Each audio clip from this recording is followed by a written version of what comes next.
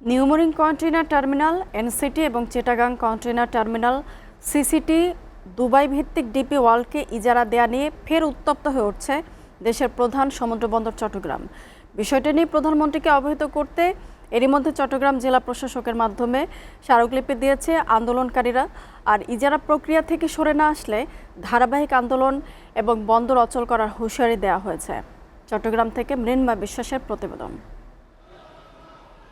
দেশে প্রধান প্রবেশদ্বার চট্টগ্রাম বন্দরের সব টার্মিনাল নিজস্ব নিয়ন্ত্রণ ও ব্যবস্থাপনায় পরিচালনা এবং জাতীয় স্বার্থবিরোধী সব গোপন চুক্তি বাতিলের দাবিতে আবার উত্তপ্ত বন্দরনগরী। পতেঙ্গা, পানগাঁও কিংবা লালদিয়ার পর এবার নিউমোরিং ও চিটাগাং কন্টেইনার টার্মিনাল দুবাই ভিত্তিক বৈশ্বিক অপারেটর ডিপি ওয়ার্ল্ডের কাছে ইজারা দেওয়ার তোড়জোড়ে ক্ষুব্ধ বিভিন্ন সংগঠন।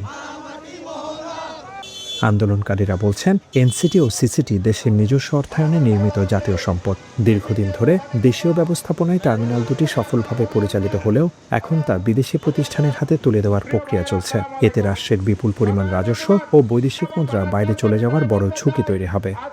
দেশের টাকায় নির্মিত একটা কন্টেইনার টার্মিনাল বিদেশি বা কোনো দেশি কাউকে দেওয়া আমরা মনে করি দেশের জন্য দীর্ঘমেয়াদে ভালো কিছু হবে না। কি কারণে আমরা একটা রেডিমেড বন্দর বিদেশিদের তুলে দেব আর ওরা এখানে আসে ক্যাশ বাক্সে বসে শুধু ব্যবসা করবে? এটা তো হইতে দেওয়া যায় না। এই বন্দর দেওয়ার ব্যাপারে আওয়ামী লীগ শুরু করেছিল। আওয়ামী লীগকে ফ্যাসিস্ট বলে, স্বৈরাচার বলে। সে আওয়ামী লীগের কর্মকাণ্ড মানে অসমাপ্ত কাজ ইউনূস সাহেব আগাই গেছেন। ইউনূস সাহেবের অসমাপ্ত কাজ এখন তারেক সাহেব আগাই যাচ্ছেন। সুতরাং আমরা তারেক সাহেবকে বলবো, আপনি লন্ডনের কথা স্মরণ করবেন।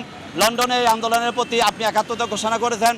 বন্দর রক্ষা কমিটির মতে চট্টগ্রাম বন্দরের মালিকানা ও পরিচালনা প্রশ্নটি শুধু কোনো বাণিজ্যিক বিষয় নয়, এর সাথে ওতপ্রোতভাবে জড়িয়ে আছে জাতীয় অর্থনীতি, রাষ্ট্রীয় নিরাপত্তা এবং দেশের সার্বভৌমত্ব। দেশি বিদেশি অনেক চক্র এখানে যুক্ত আছে এবং সরকার বদলায় কিন্তু এই চক্র বদলায় না।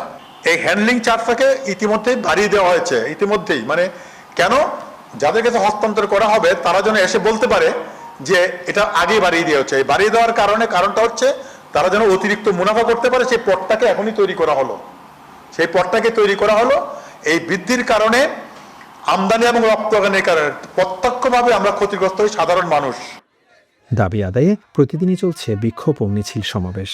অবিলম্বে এই ইজারা প্রক্রিয়া থেকে সরে এসে বন্দরে জাতীয় মালিকানা ও নিয়ন্ত্রণ বজায় রাখার সুস্পষ্ট ঘোষণা না এলে সামনে বড় ধরনের অচলাবস্থার মুখে পড়তে পারে দেশের অর্থনীতির এই লাইফলাইন, এমনটাই হুঁশিয়ারি আন্দোলনকারীদের। মৃন্ময় বিশ্বাস, এসএটিভি, চট্টগ্রাম।